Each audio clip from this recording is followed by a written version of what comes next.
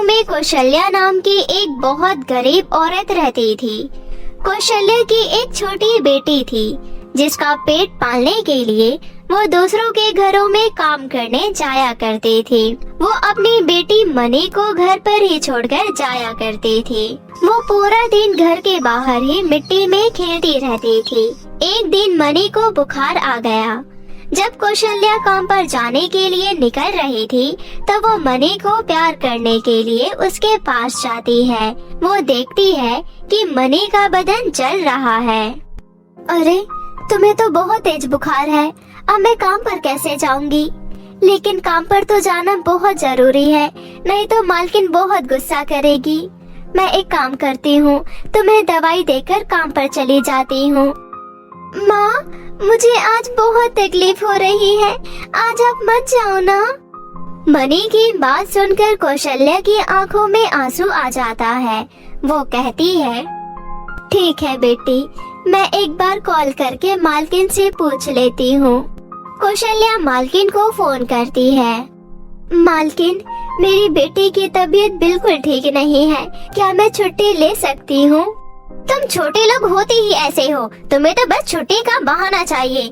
देखो कौशल्या, मेरी बात ध्यान से सुनो। अगर तुमको काम नहीं करना है तो तुम मना कर दो, लेकिन रोज रोज के ड्रामे मत किया करो। अगर नौकरी करनी है तो फटाफट काम पर आ जाओ, और अगर नहीं करना है तो भी आ जाओ, मैं तुम्हारा हिसाब कर दूंगी। मालकिन, मुझे काम से मत निकालो, मैं अभी आ रही हूँ।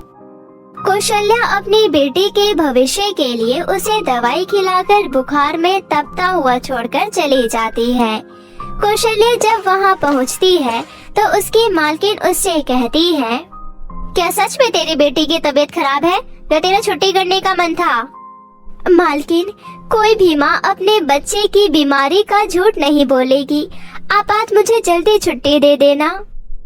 नहीं नहीं कौशल्या, आज तुझे किसी कीमत पर छुट्टी नहीं मिलेगी, क्योंकि मेरी बेटी कृतिका को जुकाम है। आज मैं उसका ध्यान रखूंगी और तुमको खाना बनाना होगा।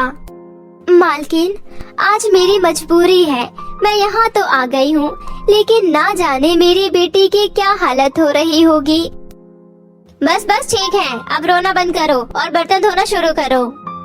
कौशल्या आंखों में आंसू, मन में उदासी और चेहरे पर चिंता लेकर काम में लग जाती है।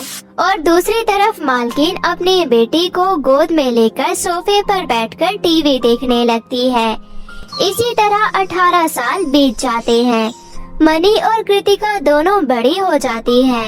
अब मनी की माँ जब लोगों के घरों में काम करने जाती तो मनी को बहुत बुरा लगता था, इसलिए मनी पढ़ाई के साथ साथ एक क्लब रेस्टोरेंट में वेटर का काम करने लगी। एक दिन कौशल्या की मालकिन की बेटी कृतिका अपने कुछ दोस्तों के साथ वहाँ आई और उसने मनी को पहचान लिया।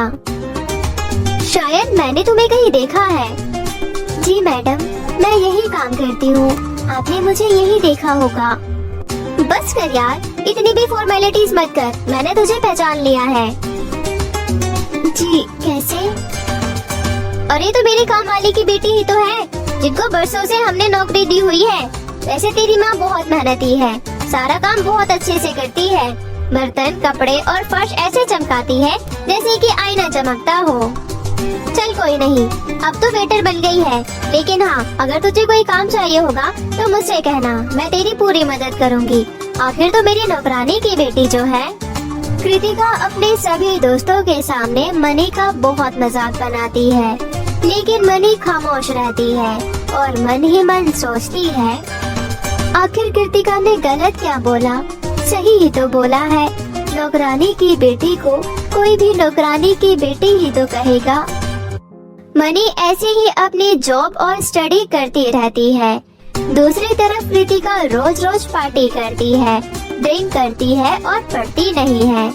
एक दिन उसकी मम्मी ने उसे अपने पास बैठाया और बातें करने लगी। कौशल्या भी वही काम कर रही थी। बेटी कृतिका, ऐसे कब तक चलेगा?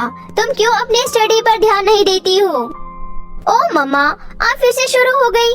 मैं अपनी स्टडी कर तो रही हूँ। ऐसे कैसे स्टडी? तुम्हारे अंदर सारे गंदे गुण आ गए हैं। मम्मा, यू नो ना, हम रिच लोग हैं और ये सब तो अमीर लोगों के शौक होते हैं। आप इनको गंदा मत कहो प्लीज। कृतिका, भूलो मत, तुम अपनी माँ से बात कर रही हो। मुझे पता है, इसलिए तो मैं आपसे इतनी तमीज से बात कर रही हूँ, क्योंकि मैं और किसी से तो इतनी तमीज से बात नहीं करती। और हाँ, मैं अमीर बाप की औलाद हूँ, मैं किसी की नौकरी नहीं कर सकती हूँ। मैं अपना बिजनेस करूँगी, मुझे इन्वेस्टमेंट के लिए पैसे चाहिए। वो देख हमारी काम वाली की बेटी को, खुद काम करती है और पढ़ती भी है और अपनी माँ का भी कितना ख्याल रखती है। ओ मम्मा, इतना तो आपको पता होना चाहिए, मैं किसी काम वाले की बेटी नहीं हूँ। अब ज्यादा देर मत करो और मुझे पैसे दे दो। कृतिका अपनी माँ से लड़ झगड़ कर पैसे ले ही लेती है और दूसरी तरफ मनी और कड़ी मेहनत करने लगी। नतीजा ये निकला कि मनी ने अपना एक एप्लीकेशन सॉफ्टवेयर डेवलप किया, जो बाद में एक डिजिटल कंपनी में बदल गया। मनी ने अपना एक अच्छा घर भी बनवा लिया और माँ के लिए घर में नौकर रख लिए, और दूसरी तरफ कृतिका ने कोई बिजनेस नहीं खोला। कृतिका, तू तो बिजनेस खोलने वाली थी ना, कहाँ है तेरा बिजनेस? मुझे तूने आज तक कुछ भी नहीं दिखाया। माँ, मुझे और पैसों की जरूरत है। मैं तुझे पहले से ही 50 लाख रुपए दे चुकी हूँ। माँ, बहुत जरूरी है, बैंक से लोन ले लो, नहीं तो पहले के इन्वेस्ट किए हुए पैसे भी खराब हो जाएंगे। एक काम करते हैं, अपने घर पर लोन ले लेते हैं। कृतिका की माँ उसकी बातों में आ जाती है और घर पर लोन ले लेती है और सारे पैसे कृतिका को दे देती है। कुछ दिन बाद कृतिका की माँ को पता चलता है कि कृतिका तो जुआ खेलती है, उसने सब कुछ जुए में बर्बाद कर दिया। और दूसरी तरफ मनी की अपनी एक कंपनी है जो कि बहुत जोरों शोरों से आगे बढ़ रही है। कृतिका की माँ को ये सब देखकर पुराने दिन याद करके बहुत शर्मिंदगी महसूस होती है। एक दिन कौशल्या अपनी बेटी मनी के साथ अपनी मालकिन के घर आती है। मालकिन, मैं आपको मिठाई खिलाने आई हूँ। मेरी बेटी ने तो मेरे दिन बदल दिए। लेकिन मालकिन, मेरा तो ये कहना है कि भगवान कभी किसी को घमंड ना कराए, क्योंकि दिन हमेशा एक जैसे नहीं रहते। कौशल्या इतना कहकर अपनी बेटी के साथ कार में वापस चली जाती है और कृतिका और उसकी माँ की आंखें शर्म से झुक जाती है। किसी गांव में जानवी अपनी माँ के साथ ही रहती थी। उन्हीं के साथ प्रिया नाम की एक लड़की रहती थी, जो कि उनके घर में नौकरानी का काम करती थी। वैसे तो पहले प्रिया की माँ वहाँ नौकरानी का काम करती थी, लेकिन अचानक एक दिन उनकी मौत हो जाती है, जिसके बाद प्रिया वहाँ आकर काम करती थी। प्रिया बहुत गरीब थी और उसके पास रहने की कोई जगह नहीं थी, इसलिए जानवी के कहने पर उसकी माँ उसे अपने घर पर रख लेती है। जानवी बहुत ही अच्छी लड़की थी, लेकिन जानवी की माँ प्रिया को अपने घर में रख तो लिया, लेकिन हमेशा उसके साथ बुरा व्यवहार करती रहती थी। जानवी की माँ प्रिया के साथ जो भी गलत करती थी, ये सब देखकर जानवी को बिल्कुल अच्छा नहीं लगता था। ऐसे ही दिन बीत रहे थे और जानवी का जन्मदिन आ जाता है। जिस दिन जानवी का जन्मदिन होता है, उसी दिन प्रिया का भी जन्मदिन था, इसलिए जानवी अपनी माँ के पास जाकर बोलती है, माँ, आज मेरे जन्मदिन के साथ साथ प्रिया का जन्मदिन भी है। मैं सोच रही थी कि मेरे जन्मदिन की पार्टी इतनी बड़ी हो रही है, इसलिए क्यों ना प्रिया भी मेरे साथ अपना एक केक काट कर खुश हो जाए। बेचारी सारा दिन अकेले हमारे घर का काम करती रहती है, इसलिए कम से कम आप उसके जन्मदिन वाले दिन आप उसे एक भी काम मत करवाना। जानवी, तेरे कहने पर मैंने उसे इस घर में रहने के लिए जगह दे दी, उसे खाना भी देते हैं, इसलिए उसके लिए इतना काफी है। अगर इससे ज्यादा हम उसे देने लगे तो सिर पर चढ़ जाएगी। तुझे अभी नहीं पता ये गरीब लोग कैसे होते हैं। माँ, मैं तो आपको समझा समझा कर थक चुकी हूँ, जो आपको ठीक लगे वही करो। इतना बोलकर जानवी वहाँ से चली जाती है। जानवी की माँ ने उसे जन्मदिन के लिए 2 ड्रेस दिलवाई थी। उसमें से एक ड्रेस लेकर जानवी प्रिया के पास जाती है और उससे बोलती है, प्रिया, आज तुम्हारा भी जन्मदिन है और मुझे पता है माँ तुम्हें कुछ भी नहीं दिलाने वाली है, इसलिए मैंने अपने जन्मदिन के लिए 2 ड्रेस खरीदी थी, उसमें से एक तुम रख लो। जानवी, तुम मेरे लिए इतना सोचती हो, मेरे लिए ये बहुत बड़ी बात है और मैं अपने जन्मदिन पर तुम्हारी दी हुई ड्रेस जरूर पहनूंगी। मैं अपने जन्मदिन के लिए एक छोटा सा केक बना लूंगी, लेकिन तुम मेरी वजह से नम्रता आंटी से झगड़ा मत करना। प्रिया की बात सुनकर जानवी वहाँ से चली जाती है जानवी के यहाँ से जाने के बाद नम्रता प्रिया के पास आती है और बोलती है, सुन, आज घर के कामों के अलावा तुझे सारा घर भी सजाना है। जानवी के जन्मदिन में बहुत सारे मेहमान आ रहे हैं, इसलिए खाना भी बहुत सारा बनाना है। सब कुछ तुझे अकेले ही करना है, इसलिए अभी से ही काम में लग जा। हाँ, मैंने सारी तैयारी करनी शुरू कर दी है। मैंने जानवी से उसके दोस्तों की मनपसंद खाने के बारे में पूछ लिया था, इसलिए मैं वो सब बना दूंगी। देख प्रिया, अपनी माँ के जाने के बाद तू उसकी जगह इस घर में काम करती है और मैंने तुझे इस घर में रहने की जगह भी दी है, लेकिन जानवी चाहती है कि मैं तेरे साथ वैसा बर्ताव करूं जैसा कि मैं जानवी के साथ करती हूं, और ये मैं बिल्कुल नहीं कर सकती। भला जिस तरह मैं अपनी बेटी के साथ रहती हूं, उस तरह मैं एक नौकरानी के साथ कैसे रह सकती हूं? मैं तुझे यही बोलने आई थी कि तू मेरी बेटी के जन्मदिन के पार्टी में बिल्कुल नजर नहीं आएगी, वरना जानवी का सारा ध्यान तेरे पर ही रहेगा। पार्टी खत्म होने के बाद जो भी बचा होगा वो तुझे खाने के लिए मिल जाएगा। इतना बोलकर नम्रता वहाँ से चली जाती है। नम्रता की बातों का प्रिया को बहुत बुरा लगता है, लेकिन वो सब अनदेखा कर अपने काम में लग जाती है। इस तरह उस दिन प्रिया का भी जन्मदिन था, लेकिन प्रिया घर का सारा काम करती है, घर सजाती है और खाना बनाती है। जैसे ही सारा काम खत्म होता है, नम्रता जानवी से छुपकर प्रिया को थोड़ी देर के लिए घर से बाहर निकाल देती है। थोड़ी देर में सारे मेहमान आ जाते हैं और जानवी केक काटने वाली होती है। तभी जानवी अपनी माँ से पूछती है, माँ, मुझे प्रिया कहीं नजर नहीं आ रही है।